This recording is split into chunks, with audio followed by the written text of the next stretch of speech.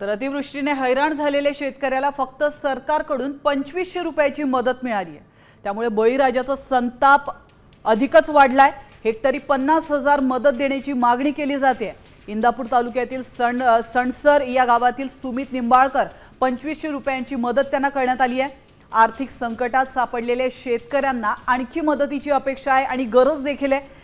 तर मे महिन्यामध्ये झालेल्या अतिवृष्टीग्रस्त शेतकऱ्यांच्या खात्यात मदत मिळण्यास सुरुवात झाली असून मिळणारी मदत अत्यंत तोकडी असल्याचं बोललं जात आहे। त्यामुळे शेतकऱ्यांनी संताप व्यक्त केलेला आहे आणि या संतापाची दखल आता सरकार घेतं का हे पाहणं महत्त्वाचं आहे।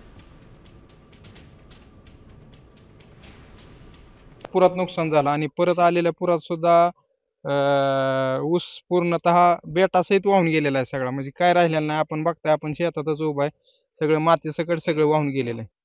आणि शासनाने दिलेली ही 2550 रुपये मदत आहे, ही कृषी मंत्र्यांकडे आम्ही परत देणार आहे की त्यांनी ती शासनाकडे सुपूर्द करावी आमच्या वतीने। आता isakal.com आहे देशातील नंबर 1 ची मराठी न्यूज वेबसाईट। प्रत्येक अपडेटसाठी isakal.com ला नक्की भेट द्या।